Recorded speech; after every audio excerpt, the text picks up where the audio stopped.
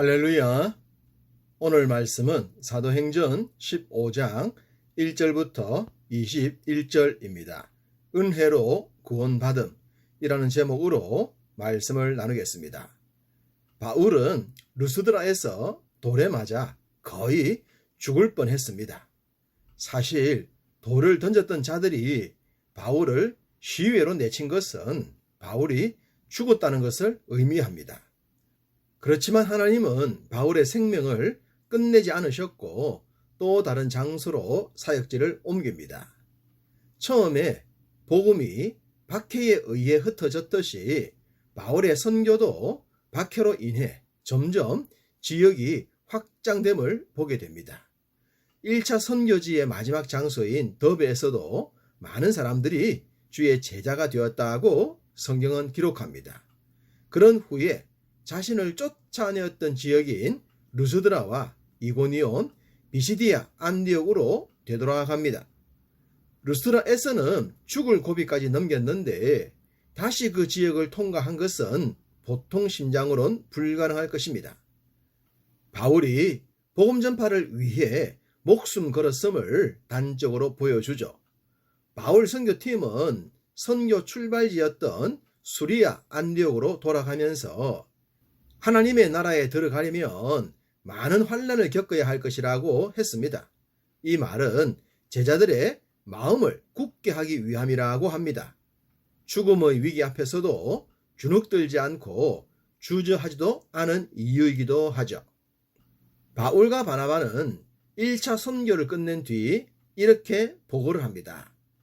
하나님이 함께 행하신 모든 일과 이방인들에게 믿음의 문을 여신 것을 보고했다고 말입니다. 하나님께서 행하신 일을 보고하는 것은 지극히 당연한 것입니다. 그렇지만 이방인에게 믿음의 문을 여셨다는 것은 특별한 내용이죠. 하나님은 이미 고넬료 가정을 통해 이방인 구원에 대한 메시지를 전달하셨습니다. 그렇지만 아직은 이방인을 향한 세계 선교가 예루살렘 교회의 지침으로 정해진 것은 아니었죠. 바울과 바나바가 선교 보고를 하고 있을 때 예루살렘으로부터 형제들이 내려왔습니다. 그리고 바울의 선교 보고를 들었겠죠. 그들은 이방인들이 모세의 법대로 할례를 받지 아니하면 능히 구원을 받지 못한다고 강력하게 주장을 했습니다. 우리가 익히 알고 있는 유대주의자들의 생각이죠. 비록 그들이 유대인 크리스찬이 되었지만 그들의 사고는 여전히 유대주의로부터 벗어나지 못했습니다. 서울에 가본 사람과 가보지 않은 사람이 싸우면 가보지 않은 사람이 이긴다는 말이 있죠. 선교 현장을 뛴 자들의 보고는 무시하고 선교 현장도 모르는 자들의 주장은 커져만 갔습니다.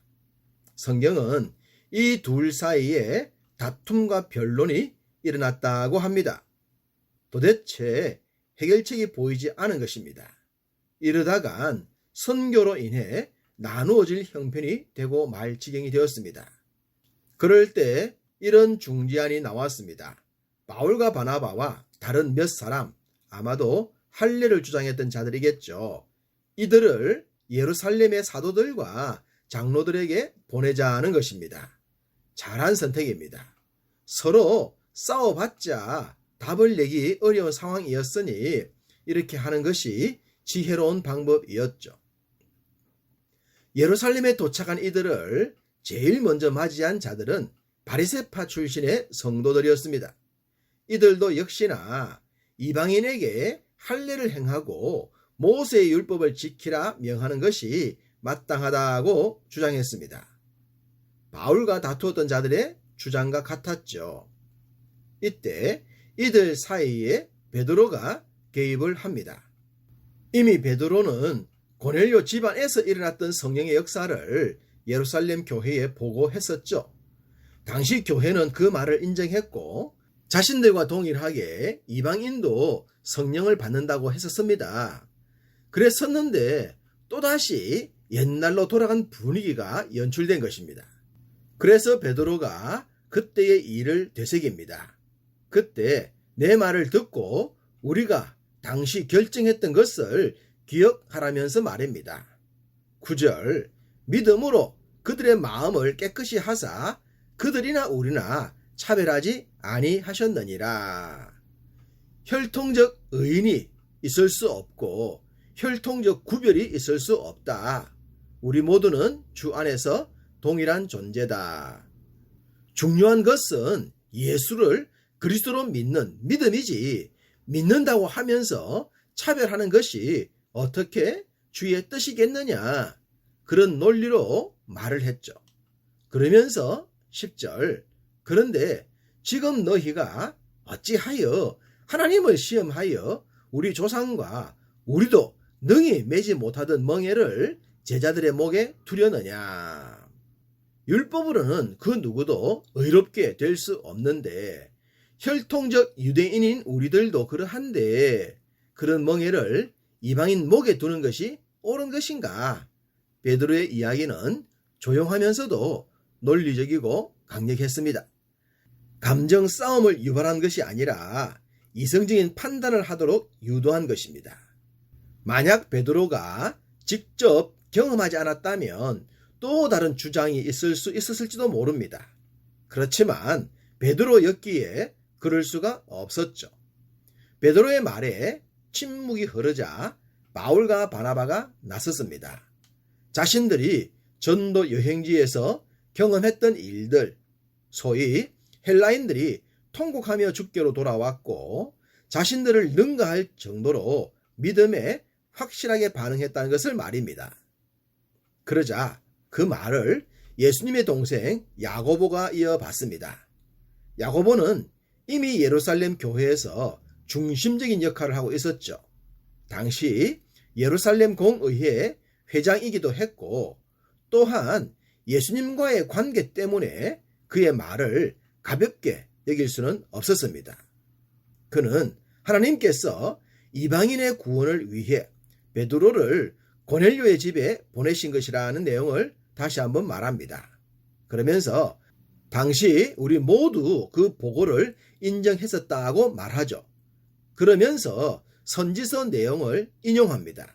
이는 그 남은 사람들과 내 이름으로 일컬음을 받는 모든 이방인들로 주를 찾게 하려 함이라 하셨으니 하나님은 처음부터 모든 사람들이 하나님의 자녀가 되게 하셨다는 것이죠. 우리만 특별하게 구원받게 하려 하심이 아니라 우리들을 통해 모든 이방인들도 구원을 받게 하셨다는 겁니다. 성경을 조금만 넓게 보면 전혀 어려운 내용이 아니지 않습니까? 하나님께서 창조하신 아담이 유대인이었습니까? 아닙니다. 모든 인류의 조상이었습니다.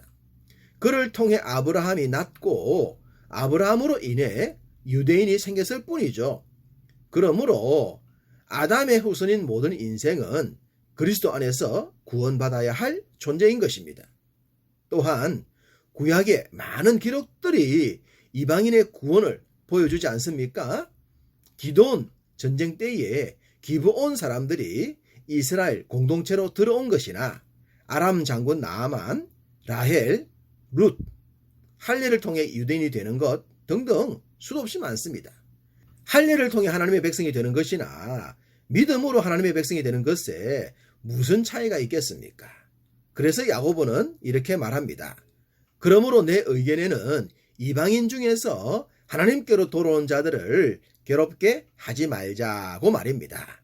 지극히 당연한 말씀입니다. 인생이 하나님의 자녀가 되는 것은 전적인 하나님의 은혜입니다. 만약 거기에 혈통이나 공로 등 어떤 외적인 조건이 들어간다면 그것은 은혜가 될 수 없습니다. 은혜가 될 수 없다면 인간적인 수고와 노력만 남게 됩니다. 그 결과는 해결할 수 없는 죄로 인한 패망이겠죠.